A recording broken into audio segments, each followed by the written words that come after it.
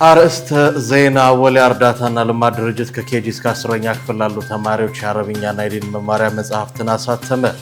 የመራጮች ምዝገባ በዛሬው ዕለት ተጀመረ። የዓለም ዑለሞች ህብረት በፓኪስታንና አፍጋኒስታን መካከል የተቀሰቀሰውን የድንበር ጦርነት በሚመለከት ፈትዋ ሰጠ። የኢራን ፕሬዝዳንት ጎረቤት ሀገራትን ይቅርታ ጠየቁ። የገልፍ ሀገራት የነዳጅ ዘይትና የተፈጥሮ ጋዝ ምርታቸውን ለተወሰነ ጊዜ ሊያቆሙ ነው። አሰላሙ አለይኩም ወራህመቱላሂ ወበረካቱ። ክቡራትና ክቡራን የነጃሺ ቲቪ የምሽት መረጃ ተመልካቾቻችን እንደምን አምሽታችኋል? ከመረጃዎቹ ጋር ሰኢድ መሐመድ ነኝ። አብራችሁን ቆዩ። ወሊያ እርዳታና ልማት ድርጅት ከኬጂ እስከ 10ኛ ክፍል ላሉ ተማሪዎች የአረብኛና የዲን መማሪያ መጽሐፍትን አሳተመ። የኢትዮጵያ እስልምና ጉዳዮች ጠቅላይ ምክር ቤት የልማት ክንፍ የሆነው ወሊያ እርዳታና ልማት ድርጅት የህዝብ ሙስሊሙን ማህበራዊ ችግሮች ለማቃለል የተቋቋመ አንጋፋ ድርጅት ነው። ወሊያ እርዳታና ልማት ድርጅት ከ24 ዓመታት በኋላ በአረብኛ ትምህርት ክፍሉ በኩል ያዘጋጃቸውን 23 አይነት የመማሪያ መጽሐፍት ያሳተመ ሲሆን በዛሬው ዕለት የጠቅላይ ምክር ቤቱ ከፍተኛ የስራ ኃላፊዎች፣ የወሊያ ቦርድና ማኔጅመንት አባላት እንዲሁም የትምህርት ባለሙያዎች በተገኙበት አስመርቆ ወደ ስራ አስገብተዋል። ዘገባው የኢትዮጵያ እስልምና ጉዳዮች ጠቅላይ ምክር ቤት ነው።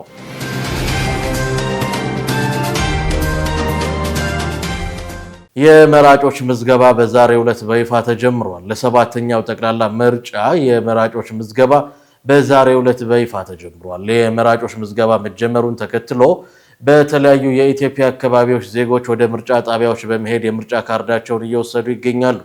በምዝገባ ሂደቱ 18 ዓመት የሞላው ኢትዮጵያዊ በአካባቢው 6 ወር የኖረና በልዩ ሁኔታ ምርጫ ያልተከለከለ ዜጋ ሁሉ መሳተፍ እንደሚችል ተጠቁሟል። ምዝገባው ከየካቲት 28 ጀምሮ እስከ መጋቢት 1 ቀን ድረስ በሁሉም የምርጫ ጣቢያዎች እንደሚከናወን የብሔራዊ ምርጫ ቦርድ መረጃ ያመለክታል። በቦርዱ ከተመዘገቡ 47 የፖለቲካ ፓርቲዎች 10934 እጩዎች የቀረቡ ሲሆን 2098 እጩዎች የህዝብ ተወካዮች ምክር ቤት፣ 8736 ደግሞ የክልል ነው። ዘገባው የኤፍቢሲ የዓለም ዑለሞች ህብረት በፓኪስታንና አፍጋኒስታን መካከል የተቀሰቀሰውን የድንበር ጦርነት በሚመለከት ፈትዋ ሰጠ። የዓለም አቀፉ ዑለሞች ህብረት ፕሬዝዳንት ሼክ አሊ ሙህዲን አልቃራዳጊ በመጨረሻዎቹ 10 የረመዳን ቀናት በፓኪስታንና አፍጋኒስታን መካከል ጦርነት እንዲቆም የሚጠይቅ ፈትዋ ሰጥተዋል። ሼክ አሊ ሙህዲን በኤክስ ገጻቸው ባስተላለፉት መልእክት በተባረከው የረመዳን ወር በተለይም በመጨረሻዎቹ 10 ቀናት ጦርነቱ እንዲቆምና ከኢድ አልፈጥር በኋላ ውይይት እንዲቀጥል ጥሪ አቅርበዋል። በተጨማሪም ሳውዲ፣ ኳታር፣ ቱርክ ጣልቃ በመግባት የማሸማገሉን ሚና እንዲወጡ ጠይቀዋል። የዓለም ዑለሞች ህብረት ፕሬዝዳንት የነብዩ ሰለላሁ ዐለይሂ ወሰለም ሐዲሶችንና የአላሁን ሱብሓነሁ ወተዓላ ቃል ባዊ በማድረግ ባቀረቡት ጽሑፍ ሙስሊሞች እርስ በርሳቸው መገዳደል በእስልምና የሚከለከል መሆኑን አጽንኦት ሰጥተው አስጠንቅቀዋል። በፓኪስታንና አፍጋኒስታን መካከል የተቀሰቀሰው ጦርነት እንዲቆም ማድረግም ደግሞ የሙስሊሞች ሃይማኖታዊ ግዴታ ነው ብለዋል። የዓለም ዑለሞች ህብረት ይህን ፈትዋ የሰጠው በፓኪስታንና አፍጋኒስታን መካከል የተቀሰቀሰው የድንበር ግጭት ወደ ጦርነት በማምራቱ ነው። 10ኛ ቀኑን በያዘው የድንበር ግጭት በመድፍ የታገዘ ውጊያና የአየር ጥቃቶች እየተፈጸሙ ነው። በግጭቱ በሁሉም ወገን ከባድ ኪሳራ እንደደረሰ ቢረጋገጥም የጉዳቱ መጠን ግን አልተገለጸም።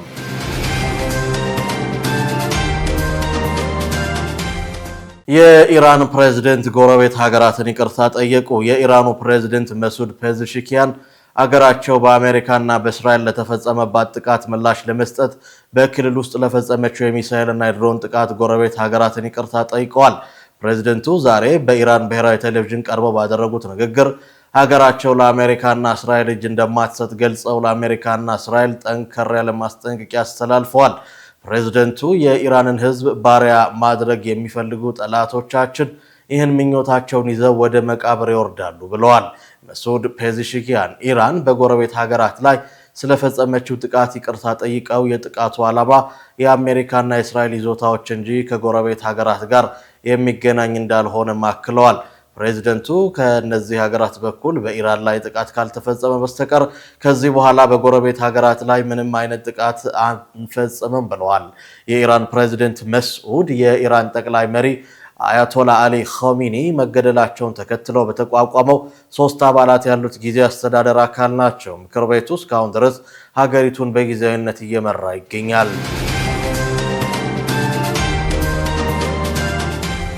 አንቶኒዮ ጉተሬዝ ኢራን፣ አሜሪካና እስራኤል ወደ ድርድር እንዲመለሱ ጥሪ አቅርበዋል። የተባበሩት መንግስታት ድርጅት ዋና ጸሐፊ አንቶኒዮ ጉተሬዝ በመካከለኛው ምስራቅ የተቀሰቀሰው ጦርነት ከቁጥጥር ውጪ ሊወጣ እንደሚችል በመጥቀስ ሀገራቱን አስጠንቅቀዋል። በቀጠናው የሚፈጸሙ ወታደራዊ ጥቃቶች በሲቪሎች ላይ ከፍተኛ ቀውስ መፍጠራቸውን ገልጸው ችግሮችን ለመፍታት ከወታደራዊ አማራጭ ውጪ ዲፕሎማሲያዊ መፍትሄ ላይ እንደደረስ ጠይቀዋል። ጉተሬዝ በመግለጫቸው በቀጠናው የተቀሰቀሰው ጦርነት ለዓለም ኢኮኖሚ ስጋት ሆኖ እያናጋው እንዳለና በተለይም ደሃ ሀገራት ከፍተኛ ተጽዕኖ ውስጥ እንደሚወድቁ ጠቅሰዋል። ስለሆነም አሜሪካ፣ እስራኤል፣ ኢራን በአስቸኳይ ጦርነቱን አቁመው ወደ ጠንካራ ዲፕሎማሲያዊ ውይይት እንዲመለሱ ጥሪ አቅርበዋል። በሌላ በኩል የሩሲያ ፕሬዝዳንት ቭላዲሚር ፑቲን በኢራን አሜሪካና እስራኤል መካከል የተቀሰቀሰውን ግጭት ለመፍታት ዲፕሎማሲያዊ ጥረት እያደረጉ መሆኑን አስታውቀዋል። ፑቲን ከኢራኑ ፕሬዝዳንት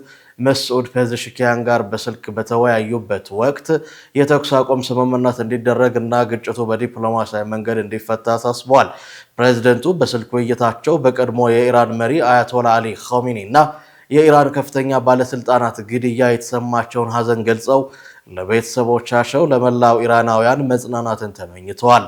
ፑቲን አክለውም በቀጠናው ያሉ ችግሮች ከዲፕሎማሲያዊ መፍትሄ ውጪ በኃይል ሊፈቱ እንደማይችሉ በመግለጽ ሩሲያ ከገልፍ የትብብር ካውንስል ጋር ዲፕሎማሲያዊ ጥረት እያደረጉ መሆኑን ዛሬ በሰጡት መግለጫ አስታውቀዋል። የገልፍ ሀገራት የነዳጅ ዘይትና የተፈጥሮ ጋዝ ምርታቸውን ለተወሰነ ጊዜ ሊያቆሙ ነው። በኢራን አሜሪካ እስራኤል ጦርነት በገልፍ ሀገራት ላይ ኢኮኖሚያዊና ማህበራዊ ቀውስ ተፈጥሯል። በኢራን በተፈጸመው የሚሳኤልና የድሮን ጥቃት ሳቢያ አብዛኞቹ የገልፍ ሀገራት የነዳጅና የጋዝ ምርታቸውን ለተወሰነ ጊዜ ማቆማቸውን አስታውቀዋል። በተለይም የኳታር ትልቁ የነዳጅ ዘይትና የተፈጥሮ ጋዝ ኩባንያ ኤልኤንጂ በኢራን የድሮን ጥቃት ከደረሰበት በኋላ ሙሉ በሙሉ ማምረት አቁሟል። በተመሳሳይ የሳውዲ አረቢያ ትልቁ የነዳጅ ማጣሪያ ማዕከልም በኢራን የድሮን ጥቃት ተፈጽሞበታል። ይህን ተከትሎ ሁለቱ ግዙፍ ኩባንያዎች ስራ ማቆማቸው በዓለም የነዳጅ ዋጋ ላይ ከፍተኛ ተጽዕኖ አሳድረዋል። በተለይም ኢራን 20 በመቶ የሚሆነው የዓለም ነዳጅ ዘይት የሚያልፍበትን የሆርሙዝ ወሽመጥ መዝጋቷ የዓለምን ኢኮኖሚ ወሽመጥ እንዲቆረጥ አድርጓል። በተለይም በአውሮፓ ገበያ የነዳጅ ዋጋ በከፍተኛ ሁኔታ እየጨመረ ይገኛል። የሆርሙዝ ባህር ወሽመጥ ከተዘጋ በኋላ በርካታ የነዳጅ ጫን መርከቦች ከሰርጡ መራቃቸውንና የነዳጅ ታንከሮች መተላለፍ ማቆማቸው ተዘግቧል። በዓለም የኃይልና የምግብ ሸቀጦች ገበያ ላይም ከፍተኛ ተጽዕኖ አሳድሯል። የኢራን አሜሪካ እስራኤል ጦርነት በኃይል አቅርቦት ላይ ብቻ ሳይሆን በመካከለኛው ምስራቅ ሀገራት የምግብ ሸቀጥ ላይም ትልቅ ስጋት ደቅኗል። የመካከለኛው ምስራቅ ሀገራት የምግብ ሸቀጦች አቅርቦት በውጭ ገበያ የተመሰረተ ሲሆን በጦርነቱ ሳቢያ ገበያው ተስተጓጉሏል። በተጨማሪም ሀገራቱ የመጠጥ ውሃም ጭምር የሚያጣሩት በባህር ውስጥ ስለሆነ የውሃ ማጓጓዣ መስመር፣ የውሃ ማጣሪያ ተቋማት ሳይቀር በኢራን የሚሳኤልና የድሮን ጥቃት ተፈጽሟል። በዚህም ምክንያት የመካከለኛው ምስራቅ ሀገራት በጦርነቱ ሳቢያ የተፈጠረውን ቀውስ ለማረጋጋት አማራጮችን እየፈለጉ ነው ተብሏል።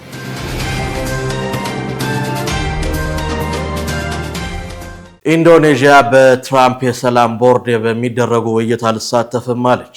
ኢንዶኔዥያ የአሜሪካው ፕሬዝዳንት የጀመሩትን የጋዛ የሰላም ቦርድ በሚመለከት የአቋም ለውጥ ልታደርግ እንደምትችል አስታውቃለች። አሜሪካ በኢራን ላይ ጥቃት መክፈቷን ተከትሎ የኢንዶኔዥያ የዑለማ ምክር ቤት ሀገራቱ ከትራምፕ የሰላም ቦርድ በአስቸኳይ እንድትወጣ ጥሪ አቅርቧል።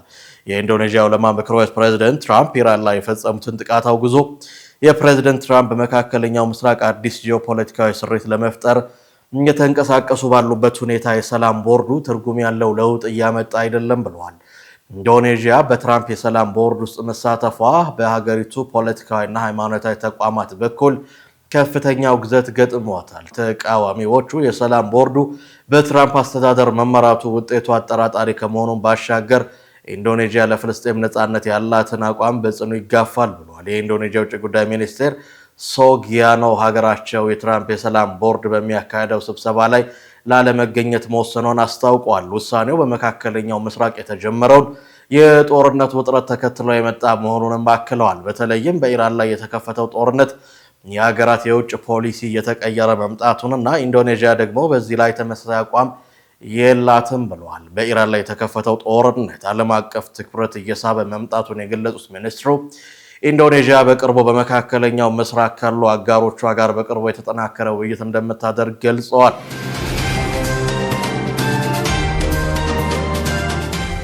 ከ58,000 በላይ የኡምራ ተጓዦችን ከሳውዲ ማስወጣት አለመቻሉን የኢንዶኔዥያ የሐጅና ኡምራ ሚኒስቴር አስታውቋል። የኢንዶኔዥያ የሐጅና ኡምራ ሚኒስቴር በመካከለኛው ምስራቅ በተቀሰቀሰው ጦርነት ሳቢያ 58,860 የሚደርሱ የኢንዶኔዥያ ኡምራ ተጓዦች ከሳውዲ አረቢያ መውጣት አልቻሉም ብሏል። በጦርነቱ ሳቢያ የተቀደሰውን የረመዳን ወር ምክንያት በማድረግ ከኢንዶኔዥያ ወደ ሳውዲ የመጡ ኢንዶኔዥያውያን የኡምራ ተጓዦች በመካ እንዲቆዩ መገደዳቸውን የኢንዶኔዥያ ሐጅና ኡምራ ሚኒስቴር ምክትል ዳይሬክተር ዳንኤል አንዛር ሳማንጆቲክ ገልጸዋል።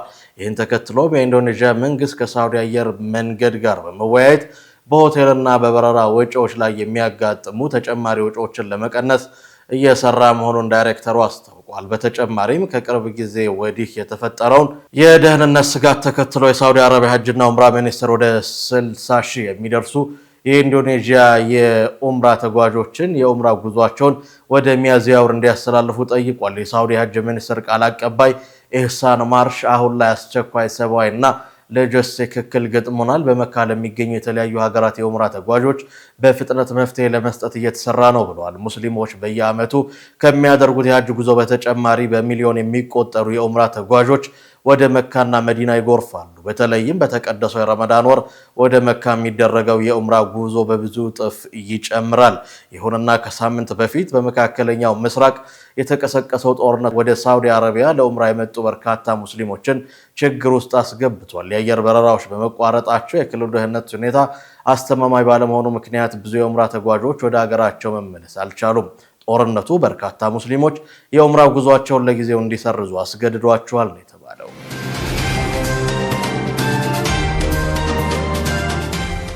ሳውዲ አረቢያ ሰላዮችን ያዘች። የሳውዲ ባለስልጣናት ከእስራኤል የስለላ ድርጅት ጋር ግንኙነት እንዳላቸው የተጠረጠሩ 2 ግለሰቦችን በቁጥጥር ስር አውላለች። ሰላዮቹ በሳውዲ ውስጥ ጥቃት ለማድረስ ኢራንን ተወቃሽ ለማድረግ ማቀዳቸው ተደርሶባቸዋል ነው የተባለው። በመካከለኛው ምስራቅ የተፈጠረውን የጂኦፖለቲካ ውጥረት ለማባባስ መሰል ግለሰቦች ጥረት እያደረጉ መሆኑን ዘገባው ያሳያል። ሳውዲ አረቢያም መሰል ድርጊቶችን በመከላከል ላይ መሆኗ ተነግሯል።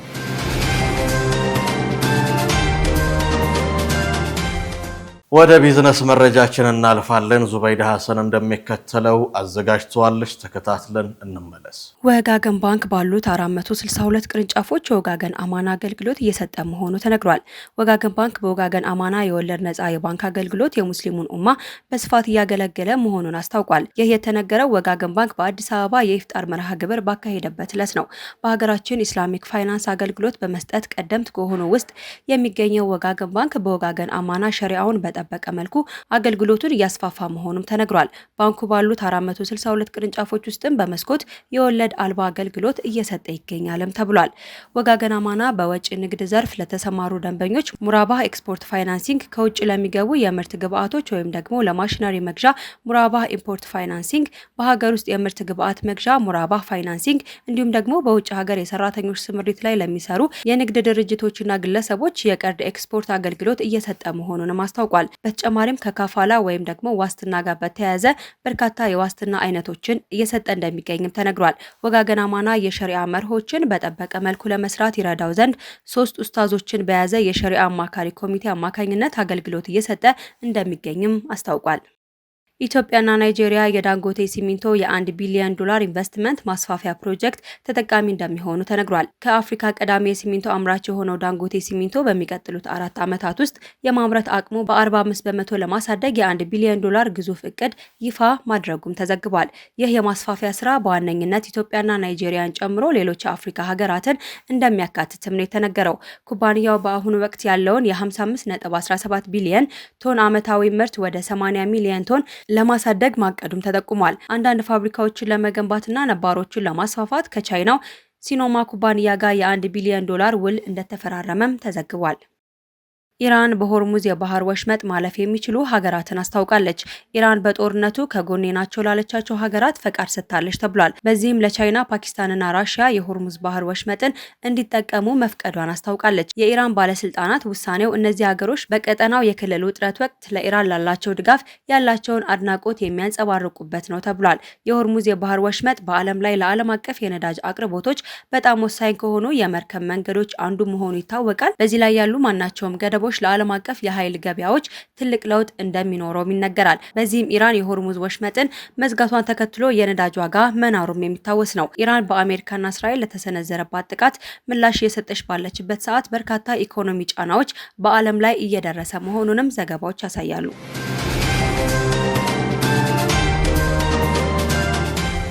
በመጨረሻም ወደ ዕለቱ የድንቃ ድንቅ መረጃ እናልፋለን። ኢማን መሐመድ እንደሚከተለው አዘጋጅቷል። 42 ጥርሶች ያሉት ማሌዥያዊ በዓለም የድንቃ ድንቅ መዝገብ ላይ ስሙን አስፍሯል። ማሌዥያዊ ፕራታፕ ከተለመደ የሰው ልጆች የጥርስ ቁጥር ወጣ ባለመልኩ 42 ጥርሶችን በመያዝ የዓለማችን ባለብዙ ጥርስ ባለቤት በመባል በዓለም ድንቃ ድንቅ መዝገብ ላይ ስሙን አስፍሯል። ፕራታፕ ሲናገር የጥርሶቹ ብዛት ከቤተሰቦቹ ጋር ሆኖ ሲቆጥራቸው 38 የነበሩ ሲሆን በኋላ ላይ ግን በኤክስሬ ሲመረመር የጥርሱ አጠቃላይ ቁጥር 42 መሆኑን እንዳወቀ ተናግሯል። አብዛኛው ሰው 42 ጥርስ እንዳለኝ አያውቅም፣ ምክንያቱም ከፊት ለፊት የሚታዩ ጥርሶቼ አብዛኛው ሰው የያዘ የጥርስ አይነት ነው። እኔ ግን የዓለማችን ባለብዙ የጥርስ ባለቤት መሆኔን ሳስብ ልዩ ስሜት ይሰማኛል ብሏል። ፕራታፕ አክሎ አሁን ያለው የጥርስ ቁጥር ምንም በሱ ላይ ምንም አይነት ህመምና የጎንዮሽ ጉዳት እንዳላመጣበት ተናግሯል። እድሜው በሄደ ቁጥር የጥርሶቹ ቁጥር እየጨመረ የመጣ ሲሆን አሁን 33 ዓመቱ ላይ ይገኛል። እስከዚህ እድሜና በህፃንነቱ መንቀል የነበረበትን 2 ጥርስ እስካሁን እንዳልነቀለ በምርምር ታውቋል። በኩንጉፉ ትርኢት በርካቶችን ያስደመሙ የቻይና ሮቦቶች መነጋገሪያ ሆነዋል። ባለፈው ዓመት እጃቸውን ከማንቀሳቀስ ያልዘለሉ ድርጊቶችን ሲያከናውኑ የነበሩ የቻይና ሮቦቶች ዘንድሮ ኩንጉፉና የኋላ መገላበጥን ጨምሮ የተለያዩ አስገራሚ ትርኢቶችን በማሳየት የብዙዎችን ቀልብ ስበዋል። ዩኒትሪ የተባለ የቻይና ኩባንያ በቅርቡ ይፋ ያደረጋቸው ጆዋንና ቹዋን የተሰዩ ሰው መሳይ ሮቦቶች እጅግ የረቀቀ የማር አርሻልትና የኩንጉፉ ክህሎቶችን በማሳየት ከፍተኛ አድናቆት አትርፈዋል። እነዚህ ሮቦቶች ሰው ሰራሽ አስተውሎ አርቲፊሻል ኢንተለጀንስ እና የተራቀቁ ሴንሰሮችን በመጠቀም አካባቢያቸውን መርዳትና እንቅስቃሴያቸውን ማቀናጀት የሚችሉ ሲሆን ይህም የቴክኖሎጂ ደረጃ ምን ያህል እንደረቀቀ የሚያሳይ ነው። ሮቦቶቹ ፕሮግራም በተደረገላቸው ፍጥነት ያለምንም ስህተት ተግባራቸውን መወጣት የዓለምን ትኩረት ስቧል። የሮቦቶቹ እንቅስቃሴ የሚያሳይ ቪዲዮ የተመለከቱ ብዙ ሰዎች በቴክኖሎጂ ቢደመሙም አንዳንዶች ግን ወደፊት ሮቦቶች ዓለምና የሰው ልጅ የስራ መስክ ይቆጣጠሩ ይሆን የሚል ስጋት አድሮባቸዋል ሲል የዘገበው ኦዲሴ ሴንትራል ነው።